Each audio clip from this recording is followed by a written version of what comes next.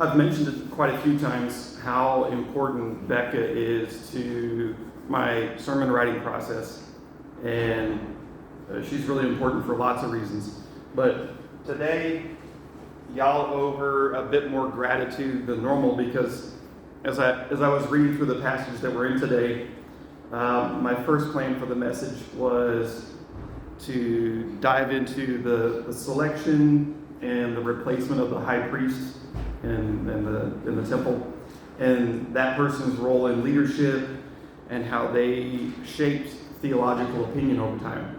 So if you think that was interesting, probably most of you don't. And so Becca had a much better idea, and she's mentioned this one before. And why did the Jews reject Jesus? And how did they not see that he was the promised Messiah? And if you're like me, you're just used to that being fact. We tend to mock or villainize the people who were right there, but they didn't believe. And remember where we were last week, where Jesus brought Lazarus back from the dead. And this wasn't just someone who was freshly dead or maybe just comatose out of it. This was a person who was embalmed, already decomposing, the knock you over with the smell type of dead. And that's nothing to Jesus. It didn't matter if it was 3 days dead or 300 days. When you have complete and full domain over life and death, it doesn't matter. It could have been the dry bones that came to life in the Old Testament. Lazarus being dead for 3 days is easy for Jesus. And at this point, Jesus had been on a teaching and miracle working tour all over Israel. Even if you lived under a rock, you would have known about Jesus. You would have known what he was doing. Even if you hadn't seen him firsthand, you would have heard people talking about him. And he just shocked that whole region. So there's no ambiguity or feigning ignorance. There's no denying the choice that was being put to everyone that was around him. There was a clear fork in the road, and the Jews had to decide. They either had to decide to follow him or reject him. And so with this in mind, I'm going to read through our passage that we're covering today. And I want you to think about how there was an inescapable decision that was playing out for the Jews and also for the religious leaders. So we're going to be in John 11, starting at verse 45, and we're going to go through verse 57. Many of the Jews, therefore, who had come with Mary and had seen what he did, this is referring to raising Lazarus from the dead, believed in him. But some of them went to the Pharisees and told them what Jesus had done. So the chief priests and the Pharisees gathered the council and said, "What are we to do? For this man performs many signs. If we let him go on like this, everyone will believe in him, and the Romans will come and take away both our place and our nation." But one of them, Caiaphas, who was high priest that year, said to them, "You know nothing at all, nor do you understand that it is better for you that one man should die for the people, not that the whole nation should perish." He did not say this of his own accord,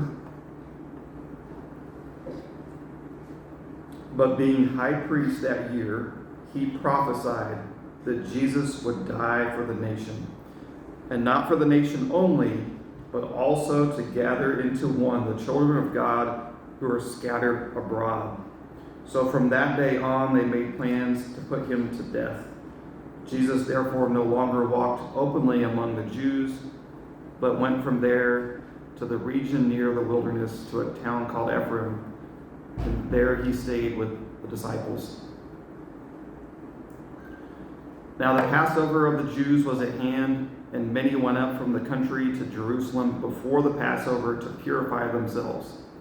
they were looking for Jesus and saying to one another as they stood in the temple, "What do you think, that he will not come to the feast at all?" Now the chief priests and the Pharisees had given orders that if anyone knew where he was, he should let them know so that they might arrest him. So the Jews and the religious leaders had all the evidence. They had all the pieces, but they still missed the big picture. They didn't see Jesus for who he was. And everything that you need to see, everything that they needed to see was right in front of them. But you can't see sometimes because you're too focused on the pieces that you miss the whole.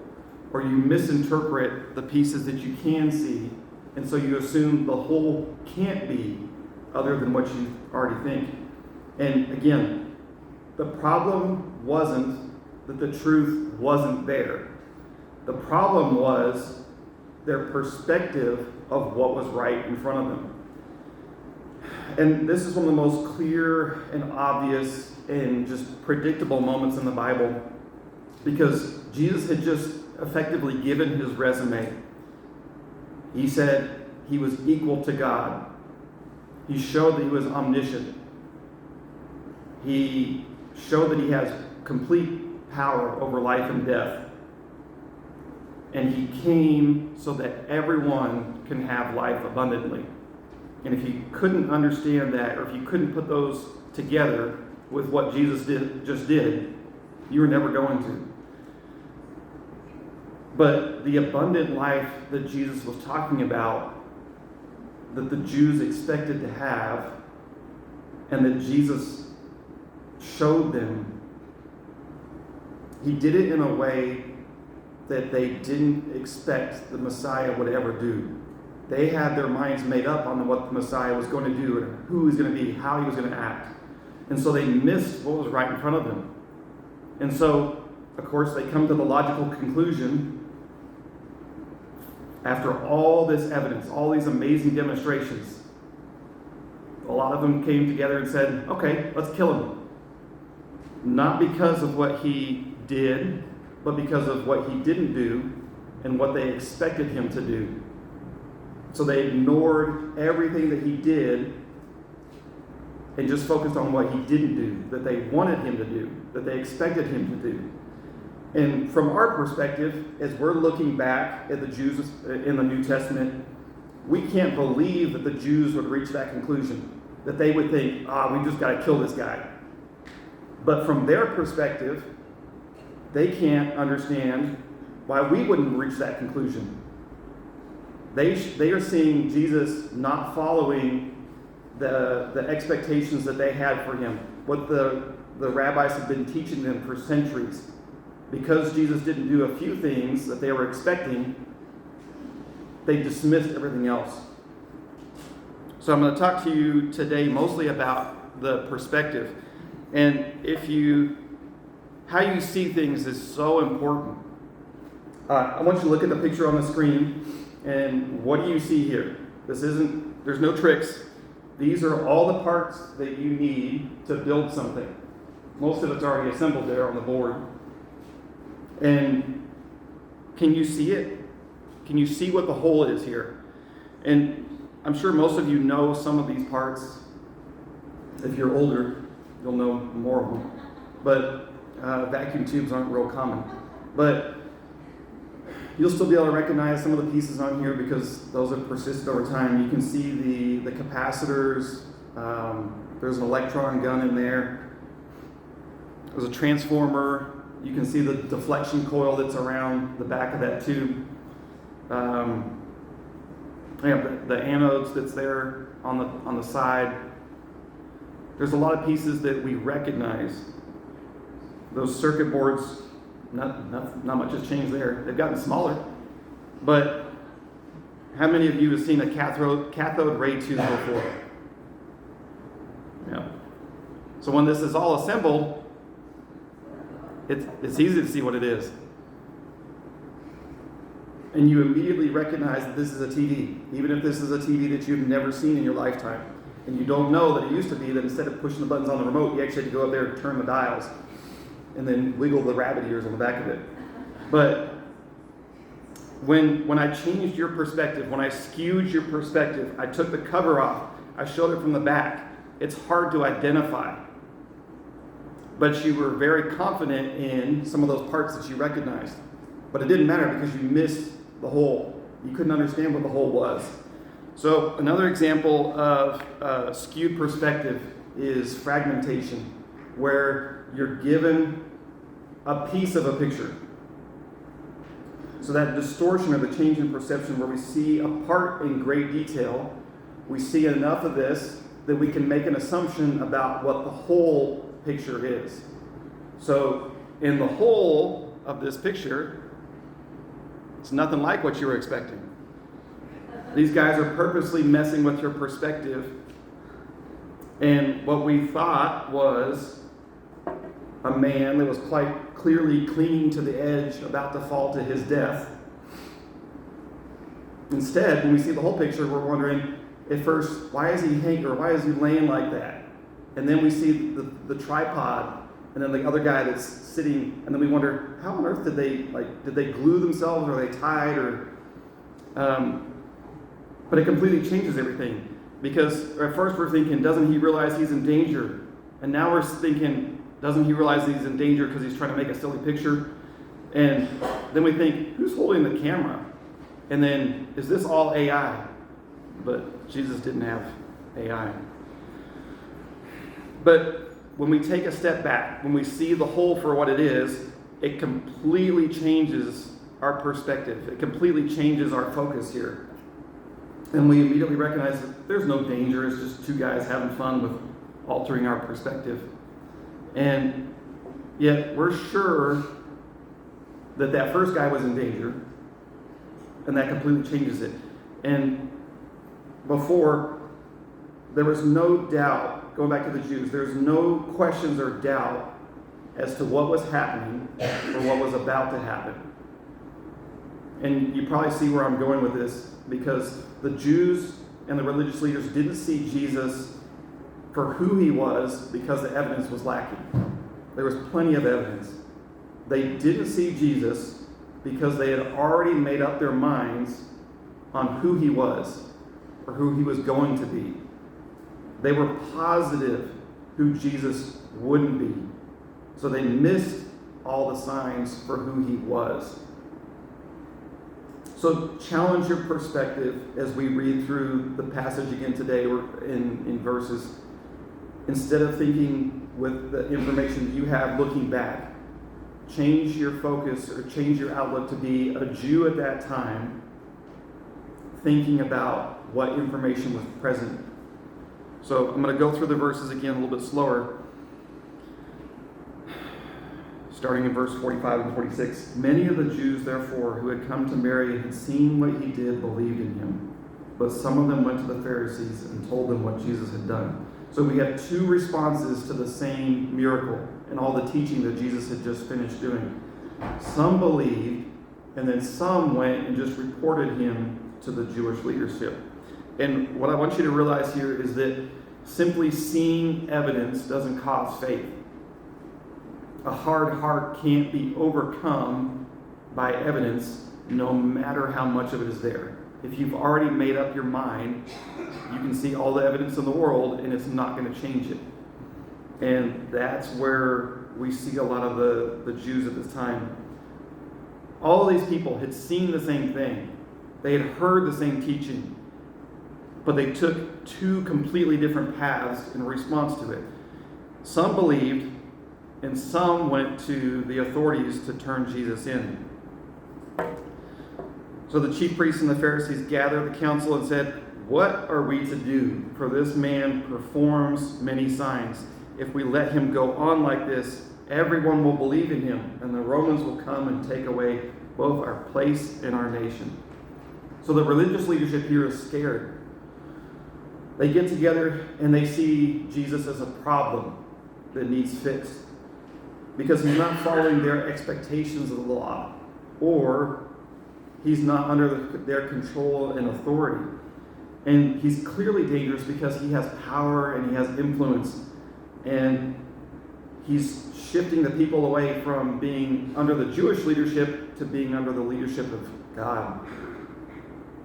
So again, the religious leaders they're seeing this as a situation where they're losing control, they're losing their status, they're losing their influence, they're losing their position, they're in danger of losing their autonomy that they have for operating underneath Roman rule. At that time, there was a real danger that the Romans might come in and replace or get rid of the temple leadership. The agreement at the time that they had been just barely holding on to was that Rome would not come in and interfere with the Jews in their leadership structure as long as they paid their taxes, they submitted to the Roman rule, and they didn't cause trouble, because the Jews had a history of that. And so Rome was just looking at governing them as just another province. They didn't really care about the Jews or their religion. They just said, as long as you behave, you pay us the money you owe, and you don't cause trouble, we'll let you keep running as you are. So when you see this response from the religious leaders, it's important to recognize that what we protect or what we guard the closest is a incredibly accurate reveal of our true self and our nature. The religious leaders responded in fear, saying, I don't want to lose our autonomy from the Romans. I don't want to lose my position as a temple leader. And those core desires, those bring out our true priorities and what we actually worship instead of just what we say we do, what we tell other people is important to us. And I'm sure some of the Jews chose to ignore what Jesus was saying as a mode of self-preservation. And I'm sure they recognized that there was a good chance that Jesus was real, but they were still blind. Even in what they did see, they were still blind to how much God was orchestrating in the background. In verse 49, but one of them, Caiaphas, who was the high priest that year, said to them, you know nothing at all, nor do you understand that it's better for you that one man should die for the people, not that the whole nation should perish. He did not say this of his own accord, but being high priest that year, he prophesied that Jesus would die for the nation, and not for the nation only, but also to gather into one the children of God who were scattered abroad. Now, I love what Caiaphas says here, because in these verses, his words are so accurate, but not for the reason he thinks they are. And God can speak through the corrupt and the fearful. God's will can't be defeated. And he's so powerful that he can use even those who are opposing him to achieve his own purpose. And that the perfect lamb in Jesus was to be slaughtered to cover the sins of us all. And Caiaphas prophesied that Jesus would die for the nation. And he would, just not in the way that Caiaphas was saying. He also said that he would gather scattered children back to himself, or to God. And again, Caiaphas couldn't have been more right and more wrong at the same time, because what he thought was about to happen wasn't anything close to what he was saying. The leaders were saying that Jesus must die for blasphemy, for claiming to be God, for leading others astray, for causing political instability, for challenging the hold that the religious leaders had. But God also said Jesus must die, because God so loved the world that one man, Jesus, would die as a sacrifice for the nation, and not just the nation, for the entire world. And Caiaphas' vision was so focused on just the Jews that he couldn't see the whole picture. Caiaphas didn't realize that Jesus wasn't dying for one nation. He was dying as a sacrifice for the entire world. He was the final lamb that was going to be sacrificed. And we're rescued by God's plan and made one. And that's one body that transcends nations, cultures, languages, any other category that we assign to ourselves. That's all being erased. And that's not what God's chosen people expected. They were holy. They've been told this their entire life for generations. They were holy. They were set apart. They were the children of Abraham, Isaac, and Jacob. Nobody else could be that. Not the Gentiles, not the Samaritans, not the unclean, whoever else you wanted to try to bring in. They were separate.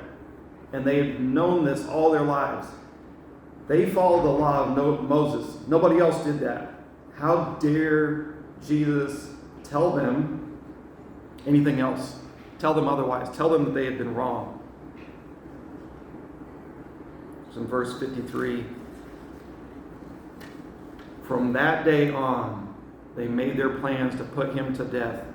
Jesus therefore no longer walked openly among the Jews, but went from there to the region near the wilderness, to a town called Ephraim, and there he stayed with his disciples.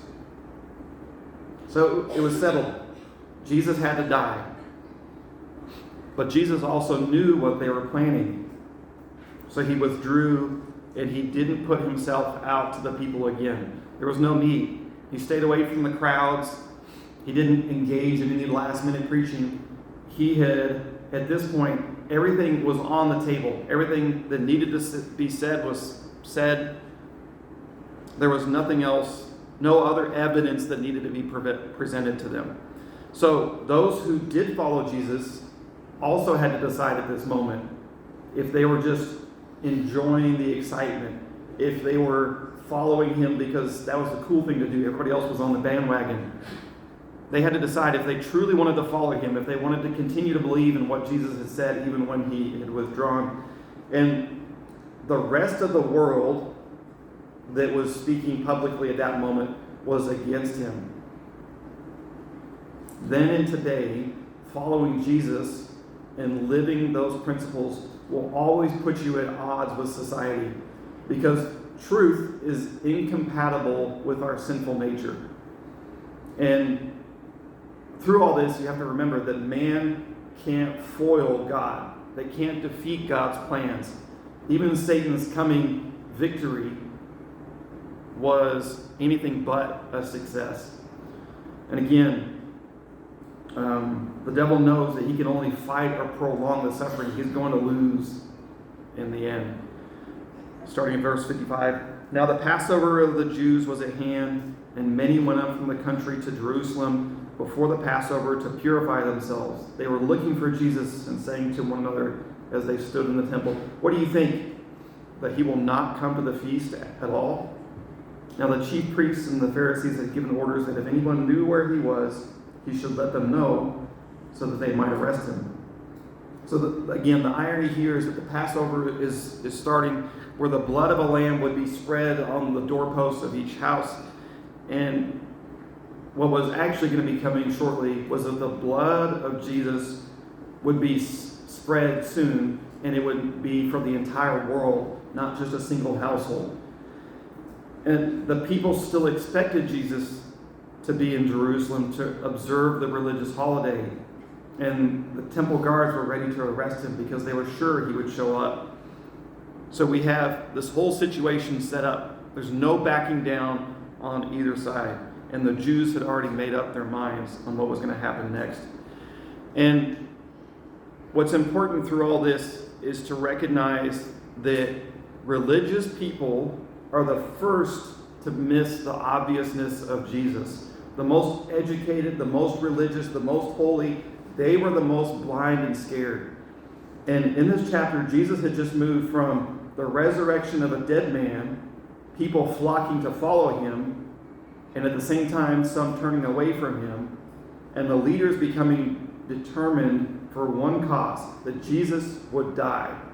And they said the purpose of it is that one man needed to die to preserve the nation. The Jews missed what was right in front of them, but you can't villainize the Jews for that. If Jesus had come in our time, it's most likely that we would be expecting him to be the son of someone famous, born in a rich city, Ivy League educated, good-looking, eloquent, powerful, all the things that the world looks for in a person.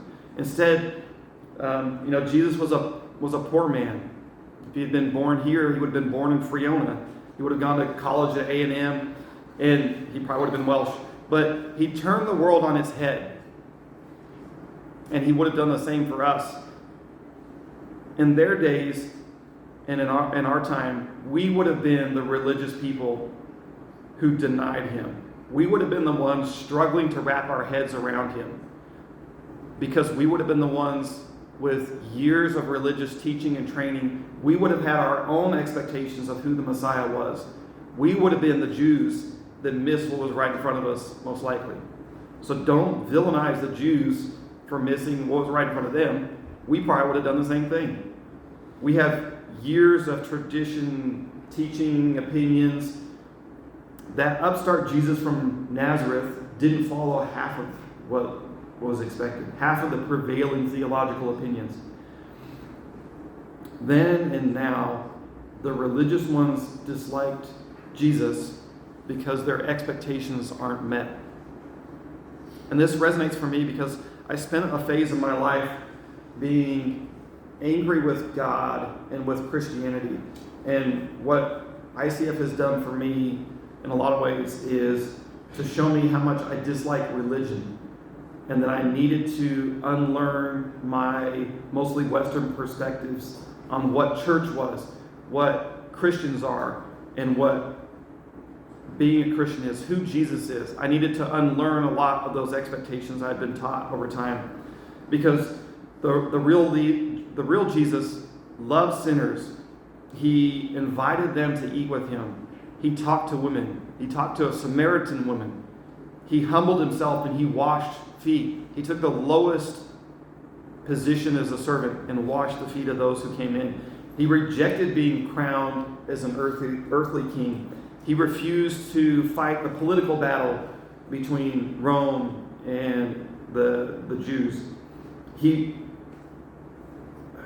scorned the performative religious showing that we saw so often with the religious leaders. And he dared to argue against the centuries of tradition that had gotten the Jews to the place they were at. And Jesus, he trampled on religion over and over and over again. He forgave sins. He healed on the Sabbath. He touched lepers. He touched dead bodies. He raised them from the dead.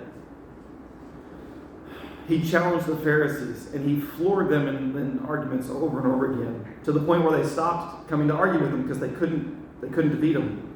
And to make things worse, he claimed equality with God. He claimed to be God. And he changed the perspective of those external rituals in the temple. He told them to change those displays of righteousness from being outward to looking at your heart. And the Jews weren't shocked by their lack of understanding or by not understanding what Jesus said. They were shocked because they did understand, and they had to make a choice. They either had to follow him or reject him entirely. And because Jesus wasn't what the world expected, and it was what they needed, that's what got them into trouble. Jesus is what I needed. And it's taken me years to see that, to see past religion, to see just who Jesus is. But if you think through the time of Jesus' ministry on earth, who loved Jesus? Who disliked him? Those who knew him, anyone who knew him, loved him devotedly. And if you don't love Jesus, it's only because you don't see him for who he is. If you knew him, you would love him, just like everyone else, just like all those other sinners that he called to follow him. If you don't think you need him, if you're not able to see that, then you're blind, or you're unable to see Jesus for who he is because of your skewed perspective, because you don't see the full picture, because you're blinded by your own expectations. if you think that you're good enough, then you don't see Jesus for who he is, for that perfection that God expects of you. You don't understand what being good actually means. So, through all this, my only question for you is, can you see him? Can you see Jesus? Do you know him? Because if you know him, if you can see Jesus for what he really is, then you're going to love him. So before we split up into our discussion groups, Daryl, would you pray for us?